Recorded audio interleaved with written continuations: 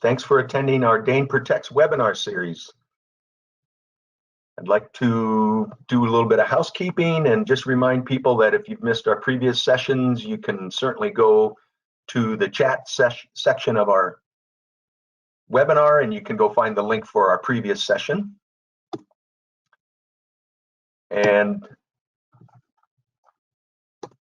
I'd like to introduce myself. I'm Mark Hendricks with Dane, and I'd like to introduce my colleague Stephen Weber, who is our webinar manager and organizer and all-around effective man in the field. Thank you, Mark. Welcome, everybody. Yep. Thanks, everybody. So this is a quick overview of the sessions that we're offering. Today's session's Pillars of Lightning Protection. Next week, we're planning to do the Bond That Metal stuff, which is an important aspect of protection. In addition, we've got a session later in the month to talk about expert applications. So welcome to the session. It's a rainy day here in Florida, and I'm expecting some lightning activity, so it could be an extra exciting episode today. So today's session wanted to cover some of the topics that have been coming up. We wanted to cover an introduction to the standards, just a brief overview to compare the IEC 62305 and the NFPA methods. Wanted to do a quick nod to father of lightning protection, Franklin rod system. The topics we're covering today basically were derived by Ben Franklin, published in 1753 in the Poor Richard's Almanac. And at the time, he even suggested using rod iron used by nailers because it was readily available material. That's what you went to the blacksmith, you could get these types of materials and protect your structures. So we're covering the basics, the air terminals, the down conductors, and the earthing systems. And remember, earthing is also for AC power safety and static discharge control, in addition to lightning protection.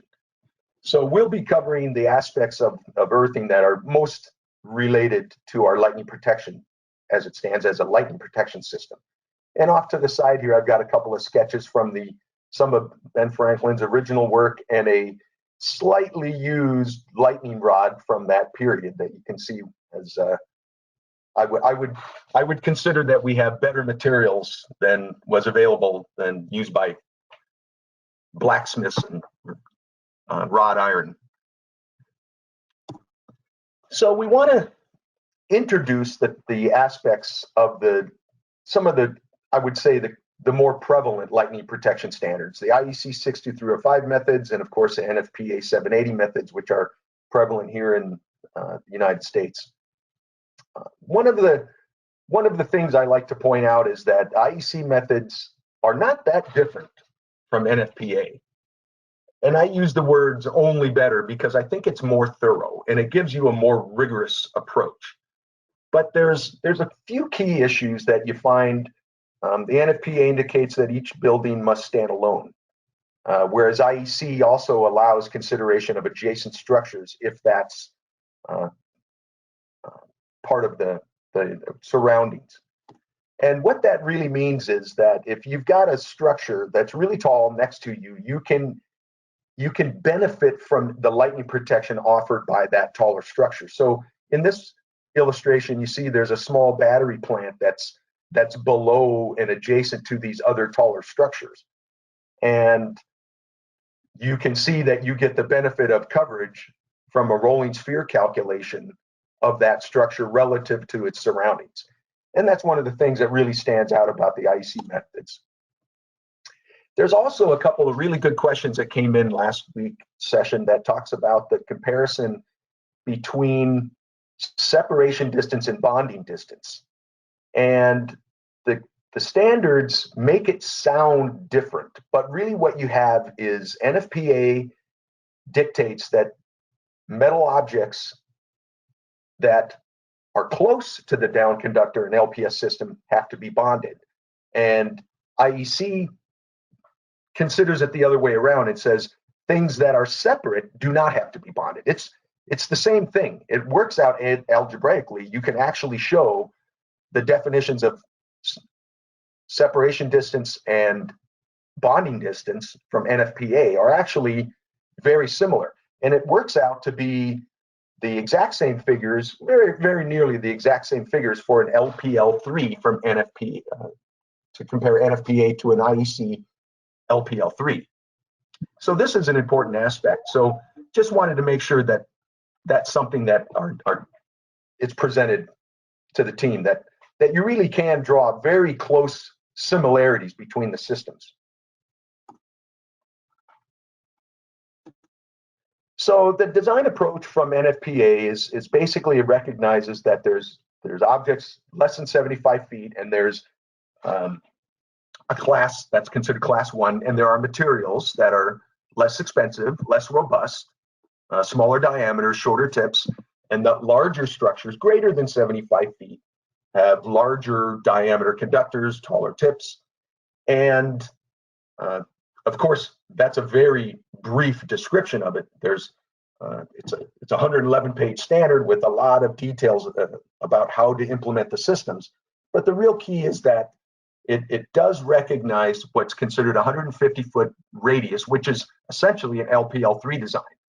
NFPA does also recognize that structures with flammable liquids would benefit from a smaller, a shorter rolling sphere radius. And that's an important aspect of the NFPA standards. The philosophy of IEC is really to start at risk, discover what's important about your system, and then apply the LPL level that you need for that level of risk. So it gives you a lot more flexibility to select methods, materials, spacing that will benefit your system. It gives you a lot more ability to tailor the lightning protection system for your application. The risk analysis from IEC has a very detailed approach. There's some really great software tools available. The risk analysis from NFPA is consistent of Annex L, and it's actually considered an optional exercise for most applications. And it's a little bit cumbersome because there's not a lot of great software tools available. I know that there are Excel spreadsheets out there that might be very effective for this, but it's a little bit cumbersome methods. And again, it's not required as part of your approach to your LPS design system.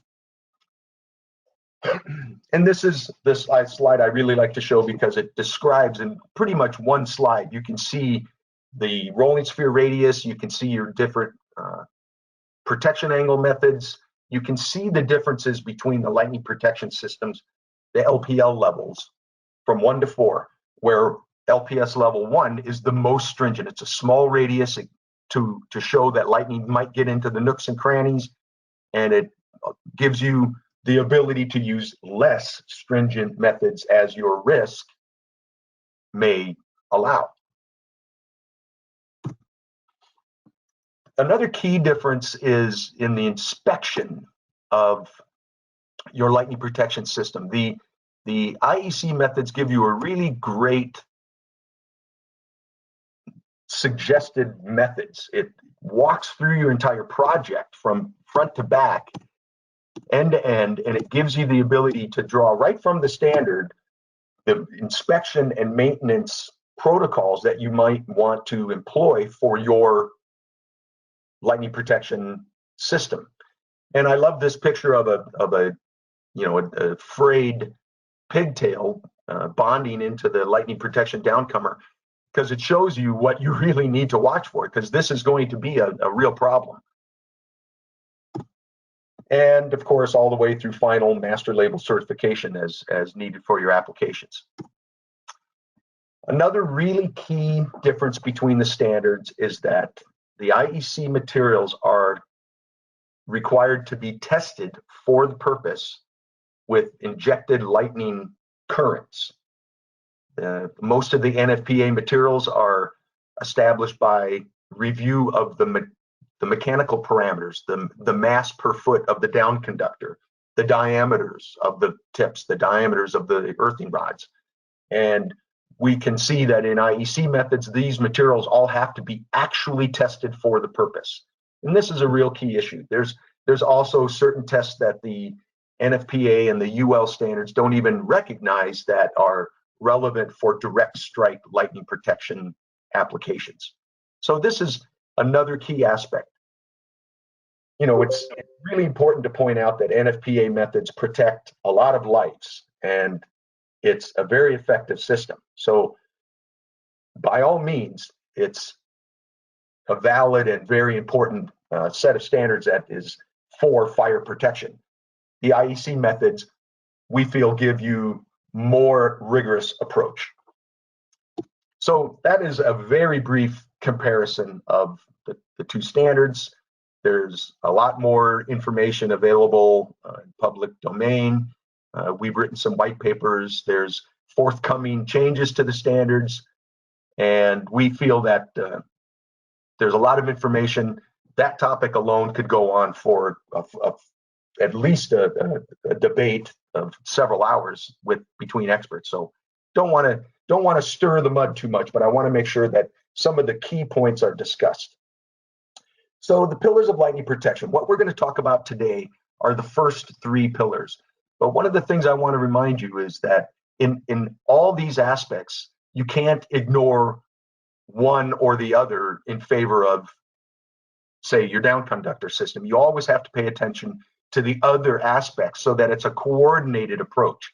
It's not a menu. You don't just get to pick the first three and ignore separation distance. And that's what shows up in a photograph like this, where if you ignore separation distance, it's at your own peril. So this is a nice illustration, a nice photograph showing what can happen when you're not paying attention to all five pillars. Today, we're going to talk mostly about the first three, but I always want to make sure that the audience is aware that you always want to pay attention to the full aspects.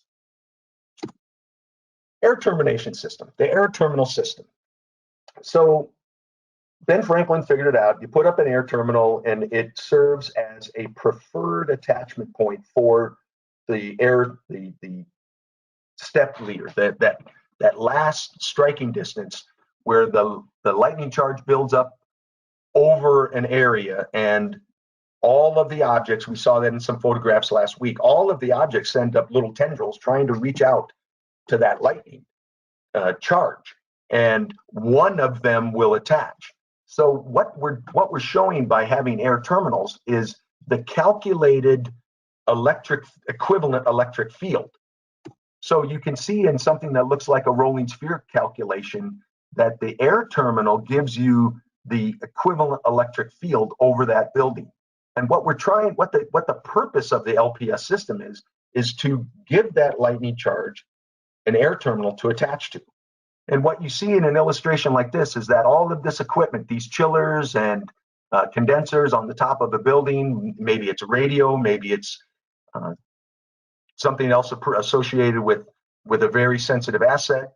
Well, those objects on the top of that structure can be protected from the lightning direct strike because the electric field sees the air terminal first, and it has a stronger effect to the electric field.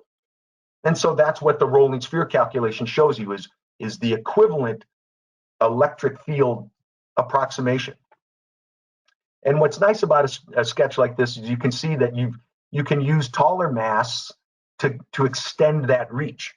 You've got shorter masts maybe along the parapet of the building that might look like what you'd see in an NFPA system, but you can also use taller masts associated with extending that rolling sphere coverage. These are a few slides that really help describe, what you're basically building is an air terminal down conductor earthing system. And the mounting dimensions are very similar between NFPA and IEC. In IEC, we're talking about holding the conductors a maximum of 1 meter apart. NFPA says 3 feet. Pretty similar. Again, the standards are not fundamentally different. They're actually fundamentally similar. And there's only things that I would say give IEC an advantage and gives the designers some ability to really fine-tune their system. You can see that the methods would appear virtually similar between IEC and NFPA methods. You can have an array of small terminals around the edge of a parapet, and then you'll have down conductors spaced at intervals that are appropriate for the lightning protection system connection into the earthing. So again, I like to say there's more things similar between them than are different between these two types of standards. So what's important about an image like this is that you can use the structure as a natural down conductor, but you really have to pay attention to the material thicknesses, the material types. You can use it as a natural air terminal, but notice in this photograph, it was struck by lightning and it's got a 2 or 3 centimeter hole that was impinged into this metal flashing. And for something like a building, maybe a residential, that could start a fire. If this were something that was holding flammable liquids, you would have had a very serious problem with a structure like this. And so the standards give you a lot of guidance into what you can use, what the materials are, and how thick and how robust the materials have to be in order to serve as a natural down conductor. NFPA has very similar tables as to this, where you're showing the types of materials that and the minimum thickness. There's also indications in the standards that allow something like a big thick metal oil tank to serve as its own natural protection, as long as it's earthed correctly. So the standard allows you to use your discretion and to evaluate the materials of the structures and determine what you can use and what you can't use as natural components to avoid that direct strike and that direct damage. So an image like this, a photograph like this, is really nice because it shows you can have your air terminal, but you want to make sure it's properly bonded to the metal materials around it. This goes back to that discussion of separation distance and/or bonding distance, where if this down conductor terminal is too close, you have to bond it. If it's separated far enough, you do not have to bond it. But in this case, what we're showing is that all of that, the air termination system and the bonding methods between it, all have to be very robustly bonded. And that's why I like that term, bond that stuff, that my colleague Stephen came up with. So now we'll talk a little bit more about the down conductor systems. The down conductor serves to bring that lightning current to Earth. And that's where a lot of the problems with separation show up, that if you're next to this water pipe, you don't just get to run it parallel to it because it'll flash between that water pipe. In the IEC methods, we also want to talk a lot about how you connect to your earthing system and how you test and inspect. That was a real key aspect in the standard that we talked about earlier, that the IEC methods really want you to focus on test and maintenance. As much as we want to install a system and turn around and walk away from it, the lightning protection system is there for fire protection. And so you don't want to ignore it. So every year, for instance, your fire extinguishers your fire extinguishers are inspected. Why wouldn't you put the same emphasis on something else that's going to save your life in your building? So there's a lot of emphasis on these types of connections. But we really want to talk about that down conductor system. So it's shall be installed straight and vertical. You're trying not to do loops. You're trying not to do big S curves. You're trying not to go back up the side of a building. It's really important to understand that lightning wants to get to Earth. And if you have curves and all sorts of weird configurations, it's probably going to cause side flash in itself. If you had a big curve or a big S curve in this down conductor, it'll impose more inductance. So when the current is flowing through an inductor, it will build up more voltage and it could build up to side flash. So that's one of the key aspects. You want to make sure that the position so that separation distance is not ignored. and you want to make sure that you are properly using natural materials correctly. So if you're going to use your rain pipe as a down conductor, which is tempting because it's part of the natural structure of the building, you want to make sure it meets the requirements of the thickness of those materials so that you're not punching through that metal and then causing a problem all of itself. Connections, of course, can be clamped, crimped, seaming, screwing, bolting, and of course, exothermic welding, brazing, things that are high temperature operations. You're not just going to use a little bit of electric solder to put together a lightning down conductor, because that will, of course, fail when you need it most. And really the point is that you want to make sure that your down conductor system is clean, effective, the spacing obeys the standard, and that you have proper connections into your earthing system. The point about this slide is that we really want to point out that you want to be able to inspect both the connections to the earthing system and then the earthing system itself. You'll have things like test joints and test boxes where you can go back and look at your individual test connection.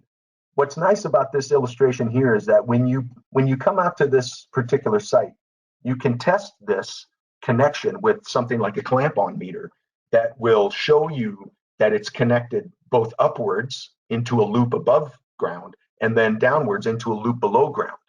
And then with having a test joint, you can pull that apart and isolate it, and you can find out if you have, for instance, a severed earthing cable buried below ground. So by having a test joint, you can isolate those connections and actually effectively troubleshoot your earthing system by looking at your test through the test joints and isolating and then reconnecting to help you find where there might be problems with your bird system. Again, the standard has a lot of information about the spacing, what you have to keep insulated from each other, what the spacing between connections are, what the spacing between the down conductor should look like, and then how your connections into the earth must appear. So there's a lot to be said about just down conductors. Again, each of these topics is something that we can talk about individually for its own 1 hour segment. So I want to remind everybody this was a summary, and we don't want to go overboard with individual topics. The down conductor system separation distance. This is back to that discussion we've had before, where you need to pay attention to your down conductor system, but you can't ignore the other aspects of the pillars of lightning protection. You don't want to introduce side flash into other important systems that would go back. For instance, here you've got a sensor that will go back into your main building, and you can destroy your valuable controller systems accidentally by introducing side flash. And the earth termination system. This topic is really detail oriented. There's a lot of information on this, and I want to point out that some of my colleagues probably have forgotten more about earthing that I even know about. So the point here is we're going to summarize the Type A and Type B systems from the IEC standards, which, by the way, are very similar to what you find in NFPA. So this slide basically points out that your Type A system can consist of an individual connection into the soil. It can be vertical as an earthing rod, or it can be horizontal. And remember, this is a very boots in the dirt sort of conversation. When you're out trying to install an earthing rod and you hit bedrock, you can't sink a 9 meter or a 2.5 or a 4 meter earthing rod into bedrock. So now you're faced with achieving the same electrical contact to the soil by going out with horizontal radials. And that's an important aspect. And we'll see some more information on this. In a Type B system, we're really looking at what looks like a ring around the system, and it can also include buried earthing vertical rods. which is equivalent to what might appear as what's called the foundation earth electrode. And we'll talk a little bit more about that too, because in many places, for instance, in urban areas, you're not going to get to run horizontal radials into your neighbor's yard. You're not going to get to run vertical earth rods deep down into concrete or into the electric utilities or the gas line utilities. So you have to be very careful in many applications. And NFPA and IEC both recognize that a foundation earth electrode will serve as a suitable lightning protection earth electrode if done properly. In the NFPA methods, they describe that if you properly test around this perimeter, you can show that the impedance is suitable to serve as a lightning protection earth electrode. And so these are the basic illustrations of what it should look like. This is a really nice slide. We talked a little bit about it last week, but what's really great on this slide is that it shows you the options that you have with the IEC methods. If you've got a very important asset, and I like to use the word hospital full of babies and explosive oxygen, you want to impose stricter lightning protection methods. And that's what the IEC methods can dictate here. So in a chart like this, what you can see is that in a class 3 type system, the depth of the earth electrode is about, the maximum, it's about 5 meters. That's the connection that you want into the soil. And it's pretty much regardless of the soil resistivity. You'll get suitable connection to the soil. But as you go into the more stringent lightning protection class, what you see is when you get into these high soil resistivities above, say, 700 ohms centimeters, it allows you to then evaluate and install a deeper and or longer earth electrode system to get you to the same equivalent connection to the soil. And what's nice about this is that the risk analysis tells you which class to use, and then a chart like this can tell you how deep that earth electrode is depending on the soil conditions. And so this is a discussion that goes back to having your boots in the dirt. You actually need to understand what the real site conditions are. What's buried under the earth and what is that earth soil resistivity. And that's what's really great about a slide like this. It really gives you, in one slide, you get a lot of guidance into what it's going to take to create a suitable earth electrode system. And so here's an illustration of that horizontal earth electrode from a type A system. It is allowed to have an earth rod unto itself. In other words, this rod does not have to be connected to every single other earth rod around it. It's allowed to be sort of a standalone rod. And in this case, we're seeing it as a horizontal radial. Of course, it has to be buried below the frost line, and it needs to be at least the distance as indicated by the previous slide. Remember, it had to be at least 5 meters of contact with the soil. That's what the standard's telling you to do. And if you need more, you run more horizontal length and more horizontal radial electrodes.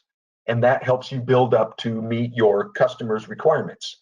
Here in the USA, the Article 250 for your AC power earth electrode is 25 ohms. So that can be achieved by going back to that calculator, running that earth electrode the distance required to get 25 ohms. We have customers that mandate that they want a 1 ohm connectivity to the soil.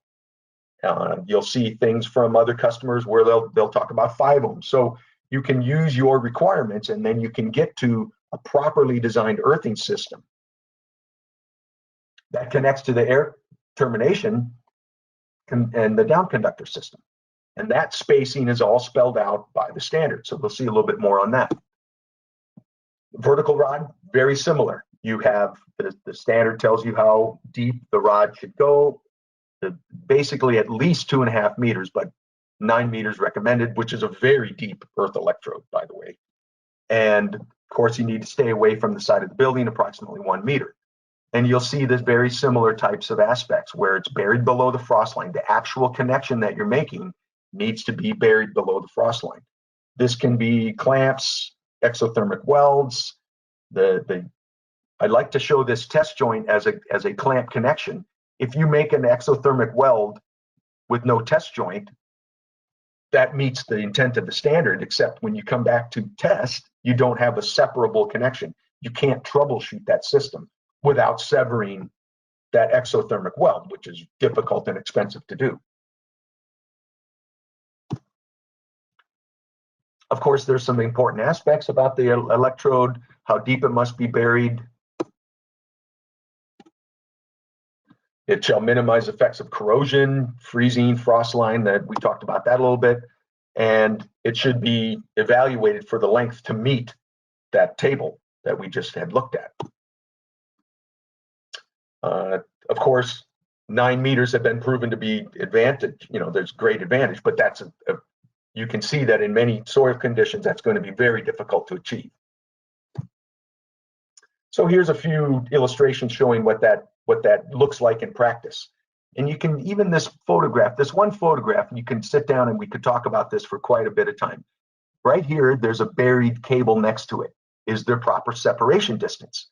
You can see that you're looking at what looks like stones and some concrete around it. So you have to take in the actual surroundings into your design to account for what's actually in the system. Clamps and exothermic welds work in a similar manner. Clamps in particular need to be protected. If you're using a clamp method, it's required that you protect against corrosion effects. And so, you know, of course, the use of steel and inert materials will go a long way to achieve those results. We just want to point out that there's lots of methods. Type B earthing arrangement, and this is the ring or foundation earth electrode. This is also very similar to what you see at large facilities where they have a buried mesh around the whole plant. We do a lot of work with customers that have multiply connected buildings, and so you'll see what looks like multiple ring arrangements that are all interconnected. There's some combination of the ring, vertical earth rods, and what's nice about a slide like this is that it tells you that it is recommended not less than the number of down conductors with a minimum of 2. So every down conductor is intended to have a connection to that earth electrode with at least 2 down conductors and 2 earthing connections. And remember, if you can't do it vertically, you can go horizontal or inclined. The standards allow for you to adapt to the soil and the local conditions. So an important aspect of such a ring electrode is connecting to it, because you're not likely to have a easy to achieve connection into your foundation. And so what is important is to have these types of exposed connections that you can reach when you go to install your down conductor system. So what's important here in this particular slide is we're showing the approximate appearance of what that ring would look like. But what we want to make sure that we call out are these connections that you can now get to and actually make your connections into that earth electrode. There's a lot of guidance in the standard, what that should look like, the types of materials. You want to be inert, you don't want to have rusting, and you want to avoid things like dissimilar metals that will cause accelerated corrosion. So again, using the guidance of the standard will get you a long way. One of my favorite quotes is from my colleagues, "Hey, what should I do with my earthing electrode?" And the answer is, what does the standard say? So in one slide, it's very difficult to give you all the information, but the standard does give you a lot of guidance. So If you're using your earth electrode as part of your LPS, there's requirements that those connections be not more than 10 meters apart. So what's nice about a slide here is you see some important aspects, the recommendations for the terminal lugs, where you can get at it, the interconnected bonding of that system. You've got equipotential bonding conductors that run with the rebar. And so in one illustration like this, you see a lot of your key aspects of actually building a functional earth electrode system. I've got a couple of nice illustrations and photographs showing the actual rebar steel connected to the down conductor systems. And what's nice here is that in this photograph, you can see this is really common. If you've done a lot of concrete work, you'll see these straps that hold the rebar in position, but that is not an electrical connection. So if you're only using these wire straps, you miss the whole point about having a bonded, interconnected earth electrode. So if all you had were these wire straps and you had lightning induced into this concrete, you would see a lot of sparking buried in the concrete, which will inevitably cause the concrete to stall and fail. So one of the points I like to make when I talk to young people that are entering the industry is that you may know everything there is about concrete, but don't ignore bonding all that inner space steel. And so what might be manifesting as failure in steel in the concrete could actually be lightning induced damages, that your interconnected steel, these rebar members, are not actually bonded suitably for the purpose of controlling lightning currents. So this photograph, you can see this is a big mesh of what looks like the rebar in what's going to become the floor of a building, and you can see some vertical struts of the rebar rising up out of the concrete that'll connect to what might be pillars. And in this type of photograph alone, you could see that where all your problems are going to be. You're going to want to go back. You're going to want to make sure that the rebar is suitably interconnected to form a suitable earth electrode. So I've got a series of illustrations that sort of walk through what this should look like when you're doing an earth electrode system. So you have your buried dirt and you're ready to start preparing, and you want to prepare this ring with your vertical risers. See these red vertical risers become connections to the rest of the building steel. And this is what that might look like in practice, where you've got the initial 10-meter grid, 10 by 10 meter grid, because for the intent of using this as an LPS system, you need to have a 10 by 10 meter grid. So you've got your vertical risers coming up so that you can connect, in the future, you'll be able to connect to your LPS. So then you put a blinding layer to reduce some of the touch step potential issues that you're going to see within your building. And then you start laying in your reinforcement rebar. And again, we talked about some of that, the detail, the devil in the details of making all those connections. You want to have reinforcement connections every 2 meters. If it's functioning as your buried system, you need to be 10 meters apart. If it's functioning as another form of electrode, you need to make sure it's not greater than 20 meters apart. So this is what that next layer of preparation might look like. In a photograph, you can see now you've got your rebar interconnected with conductors that are for the purpose of conducting lightning currents. Rebar is not a particularly great conductor, so we want to make sure that we're controlling that voltage with conductors that are for that purpose. So then we start adding layers, and this is the connections that in the future, you can see you'll need that connection in order to bond to your down conductor system. There's again a lot of aspects about this type of an illustration that you can use to guide the contractor systems when they're installing the buried rebar. This is something that might be that a nice example of what that bushing should look like. That it has a watertight connection into the system, so you're not constantly bleeding water into your concrete. But the point is that you want to have a connection available for your earth connection to the down conductor.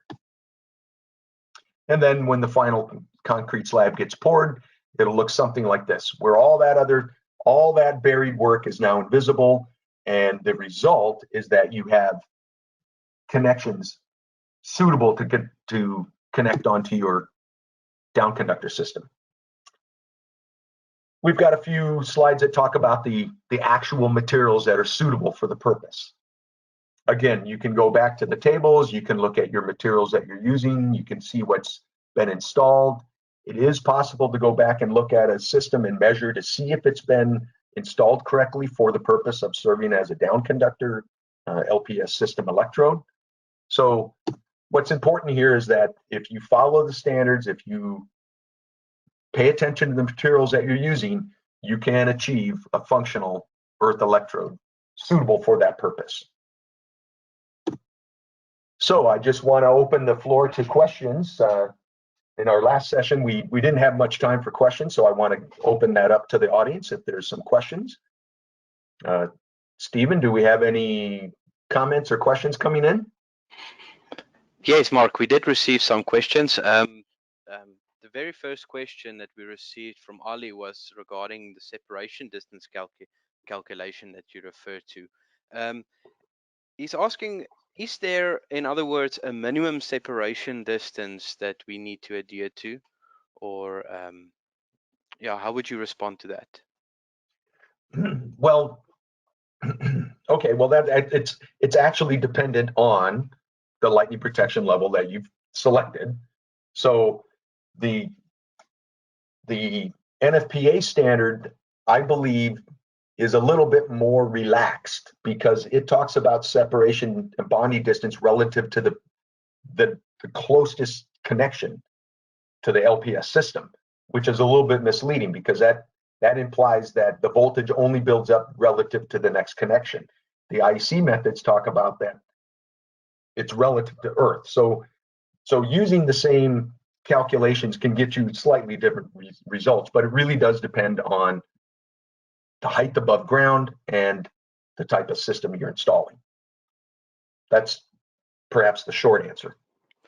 Great. And then we have a question here from Muhammad. He said, considering a class 4 lightning protection system, how do we decide that we need to put air termination rods every 20 meters or on the conductor crosses or just at the outer corners and the high points and objects? So how do we decide that we need to put air termination rods? Well, Stephen, I might let you answer that one. How would you approach that? Yeah. So Muhammad, we would follow one of the methods that are in the IEC, like the rolling sphere or the protective angle method. And, in using one of these methods, we can determine what is the protective zone that we receive from an air termination rod. And that then allows us to determine where we need to place these rods. Saying that we just have to put them every 20 meters, it is a recommendation in a standard that we do put them on the outer corners where we have charge concentration on the structure, and on the higher areas. I mean, putting them on the higher areas just allows us to really lift up that protective zone that we can receive from the air termination system. So it all comes back to you're using one of the methods, the rolling sphere or the protective angle, to determine where I need to place this rod to get the optimal protective zone over whatever I want to protect. Then Mark, we have a question. Ricardo would like to know what kind of parameters are considered to determine the horizontal earth at least 5 meter requirement as it is in the standard. That's actually an interesting question. So is the question, where does the 5 meter minimum come from? Yeah. So what kind of parameters are considered when we say that the earth electrode has to be at least 5 meters standard? I actually don't know where that comes from. But it does link back to soil resistivity and the fact that you need to maintain suitable connection to the earth. 5 meters is a reasonable estimation of the length of that conductor. Keep in mind that you also need to keep those terminals apart a certain distance, otherwise they just fall within the influence of its neighbor. So it's a combination of the length of that radial and then keeping it away from the other radials that might be around it so that they remain effective. I actually don't know where the 5 meter figure comes from, but it's back to some of the assumptions that come into the standard in the first place, and it was agreed upon by industry experts. Yes, I agree. And then if there's some historical background to it, I actually would be very interested, because there's actually a lot of things in the standards that are like that are sort of, well, that's the number that everybody agreed on. Okay, use it. It's a reasonable engineering calculation. Yes. There's a question here. What should your mesh size be for the foundation earth electrode system?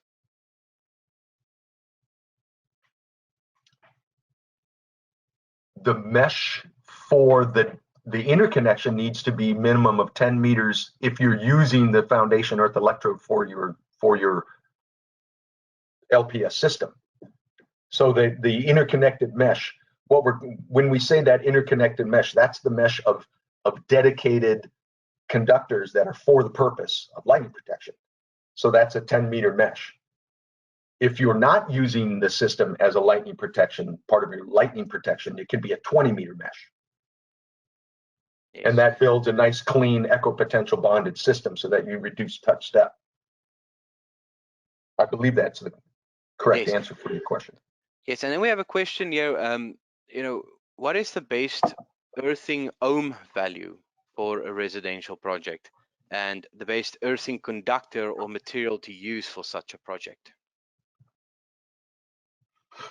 Well, a residential system in the United States, National Electric Code, Article 250, indicates that your earth electrode for your AC power needs to be 25, not more than 25 ohms.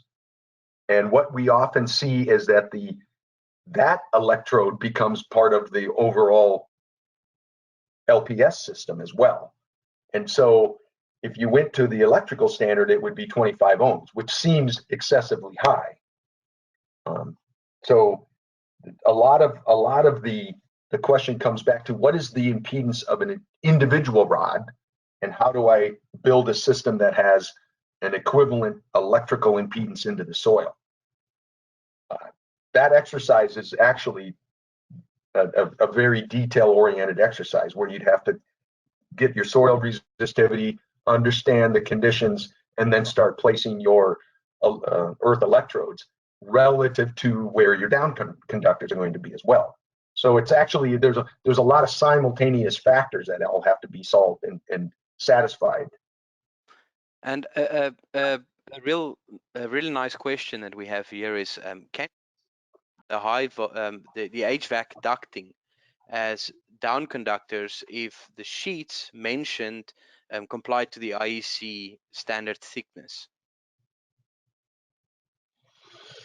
HVAC is notorious for very poor interconnected bondings. Even if the material is thick and robust and meets the standard minimum thickness, what you see in HVAC is what look like folded and crimped joints that aren't actually very well electrically bonded together. So the other portion of HVAC is that it's inevitably going to lead back to some very valuable air handler, chiller system, and control system. So you're actually putting the lightning currents directly into the structure where you may not want to have the lightning currents diverted into. And then you have to pay attention to every single joint through that HVAC system. And by the time you've put your walls and your drywall up and you've covered it all up, it's virtually impossible to go back and put in bonding joints that are suitable for the purpose. Yes, we have a That question would, about. it's a really good question, and it might about work if properly engineered. Yes, no, I agree. And then we have another question here that I just want us to get to. It's regarding the separation distance, where he's asking that generally when we calculate the separation more than half a meter, 0.5 meter, it always gets more as we go higher from the earthing system. It's generally more than 0.5 meters from the wall. How can we put all down conductors at the separation distance from the wall? It's not feasible. Any rule of thumb is Mark, if I just have a comment to make here, that I just want him to understand that if we calculate the separation distance, we're not saying that the down conductor and lightning protection components need to be that distance away from everything structurally. We're saying that it has to be that distance away from any other metallic conductors or grounded metallic bodies, anywhere where lightning will flash over and be conducted into the structure to cause damage. So the separation distance calculation does not mean it can't be installed within that distance on a wall or anything. It just means that I don't want to have that flash over to any metallic grounded metal bodies. I don't know if you want to add something. Yeah, if you're within that distance, the intent is to bond it. So that down conductor would come down the side of a building, and if the building has metal flashing, you want to bond it at the top and bottom. You see a lot of these prefabricated buildings with this. There's a brand name called Nucor, and it's a thin aluminum sheet with a foam, a foam core, and it's way too thin to serve as a natural down conductor. But if you don't bond it, it'll spark to it anyway. So when we bring a down conductor past those elements, the rain gutters, that type of thin walled construction material, we want to bond to it. So you could hold it away half a meter or bond it. So it's back to what's the building structure look like, and what are you capable of? What are you able to do? So if you can't keep it a meter away, you bond to it. And it's, how do you know what's inside your wall is another big question. That's why you really want to make sure that everything's bonded. And that's where my good friend Stephen, that's that term, bond it. If when in doubt, bond it. Yes, and a follow-up question I see here is also where Ali asked, does the exhaust fan or a vent on a roof need to be sorry, I lost your question. Need to be covered by an air terminal, or does it only need to be bonded? So this kind of leans towards what we've seen in NFPA installations. Your comments on that, Mark? Yeah, it's back to that discussion. If you can't install an air terminal to get it above those sort of victims, then you need to bond them. And what we see in some NFPA systems is they're basically using that vent and installing a bonding conductor as a mesh, maybe a cross conductor, and then putting a tip on it. And that is okay, except that where's that vent going?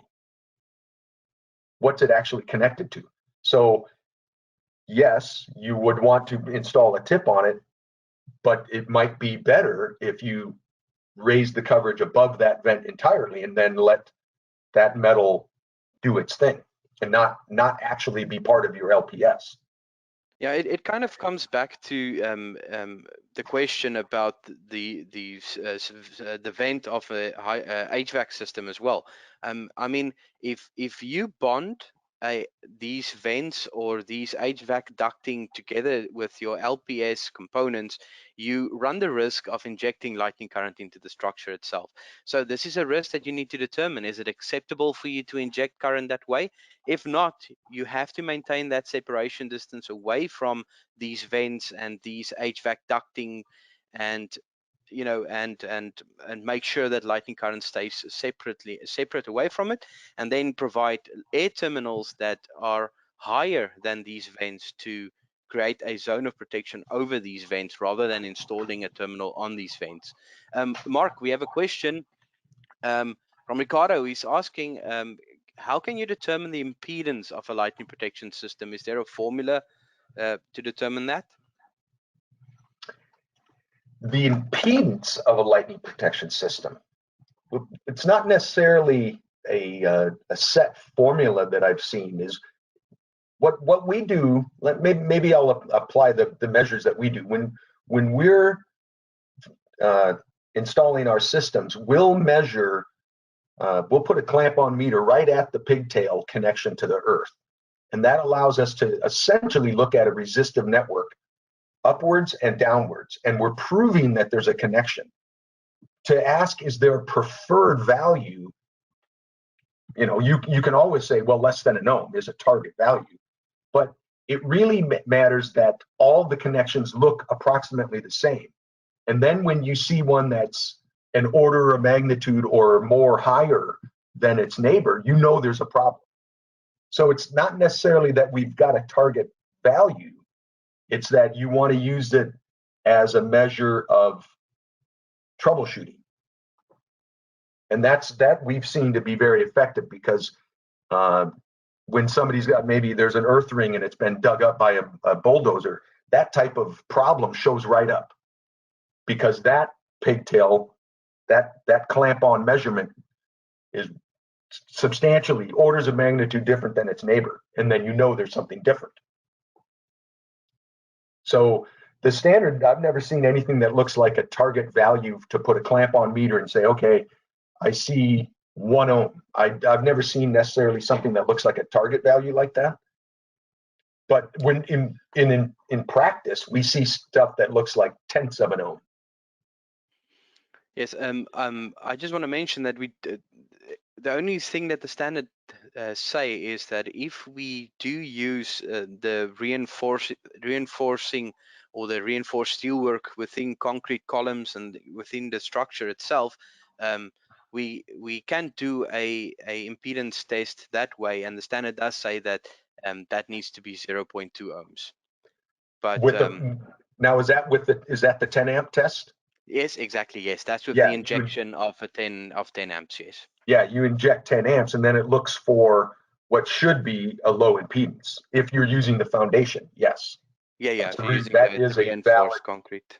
Yeah, but it only is looking at the earth electrode. It's not really looking at your whole system. And you need to run that test without other things installed, otherwise it'll obscure the actual effect of the earth electrode. And while we're on this topic, I brought this topic up because we have a question here. Is it preferred, in other words, to have these down conductors inside of the concrete with the reinforcing and the rebars, or to be on the outside of the building with down conductor holders? If you're going to use your natural structure, then the standard indicates that the down conductor should be buried within that concrete pillar. That's what we've seen. You can derive that from the standard. If you're not going to use the pillar, then you can have your down conductor mounted as the structure allows. Yeah, I think it's a matter of when you get when you get started on the project. I mean, if you are involved with the project from the beginning, and aesthetic issue, I think it is actually preferred to just leave or get the down conductor within the concrete, bonded to the reinforcing as it heads all the way down to the ground. That also adds something to it. Also adds a bit of when we talk about the electromagnetic screening that we also can receive from reinforced steelwork. But obviously, if we get pulled into a project once everything is already standing, you have no choice but to run a down side of a structure. Yeah, legacy structures. Then can we use an oil tank body, a properly bonded and earthed oil tank body as the down conductor, or an HVI kind of conductor as shown on the DEN literature? Can you use an oil? Yeah, so can you use, if we need to protect an oil tank or a water tank, can we use the actual steel of the tank as natural down conductor, or do we need to run some sort of an additional conductor down? No, that's if it meets the thickness of the to the tables. And it usually comes out to, what's the number, 5 millimeters for most materials. If it meets the thickness, it can be considered a natural down conductor. And that's similar between NFPA and IEC methods. Yes, yes. But that also, for an oil tank application like that, then you have to pay a lot of attention to the earthing system, because now, you know, the tank sits on the ground. There might be a membrane to prevent it from leaking, and now you really got to pay attention to how well that tank is physically earthed into the system. Yes, agreed. Unfortunately, we've run out of time, Mark, but we still have a few more questions. And like before these questions afterwards, we'd just like to say thank you to you, Mark. It's been a very nice presentation. And thank you, everybody, for joining us. We have our next session, which I will send some invitations directly to your emails.